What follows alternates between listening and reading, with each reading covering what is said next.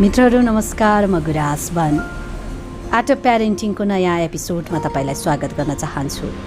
मित्रहरू, तपाईँको बच्चालाई खेल्न पुगेको छ?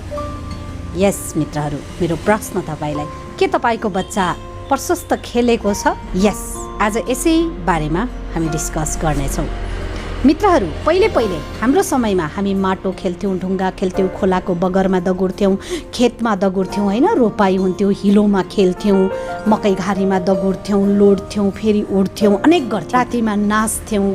गाउँघरमा खेल्नको लागि धेरै कुरा थियो। पाखा पखेरोमा उफ्रिन्थ्यौँ, चढ्थ्यौँ, झर्थ्यौँ, अनि रुखमा चढ्थ्यौँ, रुखबाट लोड्थ्यौँ, फेरि रुखमा चढ्थ्यौँ, फेरि झर्थ्यौँ, पँधेरोमा पानीको लागि जान्थ्यौँ होइन, पानी ओसार्थ्यौँ, अनेक गर्थ्यौँ। हिजो आजको बच्चाहरूलाई यो कुनै पनि फेसिलिटी छैन। अभिभावकहरूले, धेरै जस्तो अभिभावकहरूले एउटा कोठा लिएर बच्चालाई सहरमा पढाउन राख्ने भनेर राख्नुभएको छ। गाउँहरू रित्ता छन्। कोठामा हुर्किरहेको बच्चाले प्रशस्त खेल्न उफ्रिन चल्न पाएको छैन र यो कुरालाई हामीले सामान्य सोचेका छौँ। तर मित्रहरू, तपाईँलाई थाहा छ, बच्चा प्रशस्त खेल्न नपाउँदा, बच्चा प्रशस्त उफ्रिन नपाउँदा, बच्चा प्रशस्त दौडिन नपाउँदा, बच्चा प्रशस्त चल्न नपाउँदा, लोटेर उठ्न नपाउँदाखेरि बच्चाहरू एन्जाइटी, डिप्रेसनको शिकार हुन्छन्। त्यति मात्र होइन, बच्चालाई कुनै पनि कुरामा इन्ट्रेस्ट हुँदैन।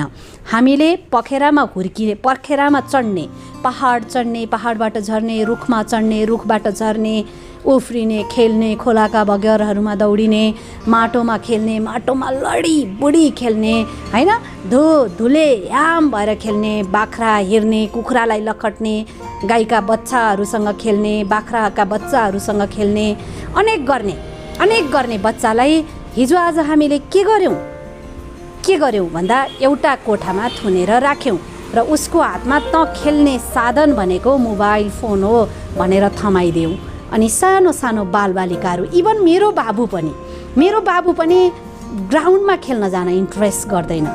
ऊ के गर्न इन्ट्रेस्ट गर्छ? मोबाइल हेर्न। माइनक्राफ्ट, मम्मी माइनक्राफ्टमा यो छ, माइनक्राफ्टमा त्यो छ, पबजीमा यो छ, फ्री फायरमा त्यो छ, सबै टाइप्सको गेमको नलेज छ उसलाई। भने मैले कति कन्ट्रोल गर्छु उसले डिभाइसको एडिक्सन नहोस् भनेर।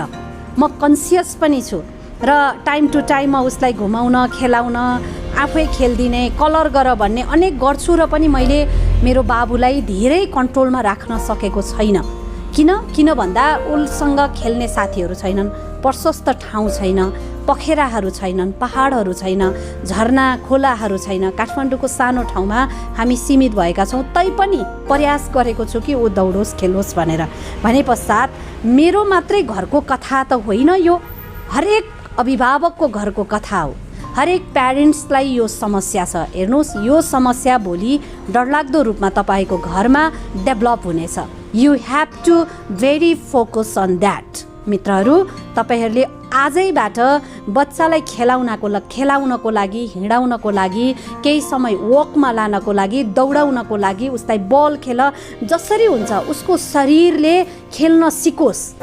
इन्टरटेनमेन्ट भनेको त जति बेला पनि मोबाइल हेरेर मोबाइलमा गेम खेल्नु मात्रै हो, मोबाइल हेरेर मोबाइलमा भिडियो हेर्नु मात्रै हो भन्ने खालको यदि बिलिफ सिस्टम बच्चाको डेभलप भयो भने बच्चाले फुटबल हान्न छोड्छ, बच्चाले हार्मोनियम बजाउन छोड्छ, बच्चा पाखा पखेरोमा चढ्न छोड्छ, बच्चा दौडिन हिँड्न छोड्छ, अनि बच्चा अति लेजी हुन्छ। उसँग ऊर्जा हुँदैन, किनभने मोबाइलले सबै ऊर्जा तान्दिन्छ। इन्टरटेनमेन्टको लागि मोबाइल चलाउने बच्चाहरू एकदमै लेजी, फ्रस्ट्रेटेड, अनह्याप्पी हुन्छ। तर इन्टरटेनमेन्टको लागि जो बच्चा खेल्छ त्यो बच्चा ह्याप्पी हुन्छ।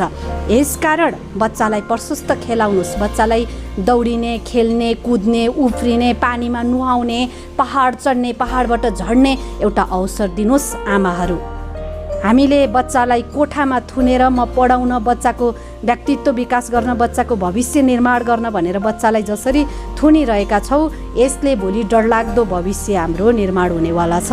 आजैबाट सचेत हुन म हजुरलाई अनुरोध गर्न चाहन्छु। आजैबाट सचेत हुनुहोस्। आजैबाट तपाईँको बच्चा यदि कोठैमा हुर्किरहेको छ भने चौरमा लगेर खेलाउनुहोस्, कुदाउनुहोस्, दौडाउनुहोस्, हिँड्नुहोस्, उसँग अलिकति समय हिँड्नुहोस्। यसले गर्दा तपाईँको बच्चाको फिजिकल डेभलपमेन्टमा सहायता पुग्छ। फिजिकल्ली डेभलप हुन्छ जुन बच्चा, त्यो बच्चाको मेन्टल हेल्थ पनि एकदमै राम्रो हुन्छ, चङ्गा हुन्छ, विकसित हुन्छ। यसकारणले गर्दा यो मोबाइल दिनु सामान्य कुरा हो भन्ने कुरालाई दिमागबाट डिलिट गर्नुहोस् मित्रहरू। यो सामान्य कुरा हुँदै होइन, यो त एडिक्सन हो, यो लत हो। यसले भोलिको भविष्य, भोलिको बच्चाहरूको भविष्य, बच्चाहरू युथ हुँदाको भविष्य एकदमै अन्धकारमा पुर्याइदिन्छ। लेजी हुन्छ, खेल्न छोड्छ। अनि खेल्न छोडेको लेजी मान्छेले के गर्न सक्छ जीवनमा? केही पनि गर्न सक्दैन। बच्चाको उज्जवल भविष्यको लागि मातापिताले यो समर्पण गर्नै पर्छ। तपाईँ मोबाइल कम चलाएर बच्चालाई कम चला भन्नु, तपाईँ मोबाइल कम चलाएर बच्चालाई खेलाउन लिएर जानु। यदि बच्चाको कोही पनि साथी छैन भने तपाईँ स्वयं बच्चासँग फुटबल खेलिदिनुहोस्, तपाईँ स्वयं बच्चासँग ड्रइङ गरिदिनुहोस्, तपाईँ स्वयं बच्चासँग स्टोरी टेलिङहरू भनेको स्टोरीका कथाका किताबहरू किनेर उसलाई कथा पढेर सुनाइदिनुहोस्। तर बच्चालाई टाइम दिनुहोस्, बरु बच्चालाई एक्स्ट्रा क्लासमा हालिदिनुहोस्, कराते सिकाउनुहोस्, दौडाउनुहोस्, म्युजिकल क्लासहरूमा हालिदिनुहोस्, डान्स गराउनुहोस्। तपाईँ पनि उसँग डान्स गर्नुहोस्। तर प्लिज प्लिज प्लिज मोबाइलको गेमहरूबाट बच्चालाई जोगाएर राख्नुहोस् मित्रहरू। यसले तपाईँको बच्चा, तपाईँको घर, तपाईँको परिवार नै राम्रो हुन्छ। भोलि तपाईँ ह्याप्पी फ्यामिली, ह्याप्पी बच्चाहरू देखेर मर्न सक्नुहुन्छ। मित्रहरू, अर्को पटक अर्को मिठो सन्देश दिने नै छु। अहिले बिदा हुन्छु। हस्त, धन्यवाद।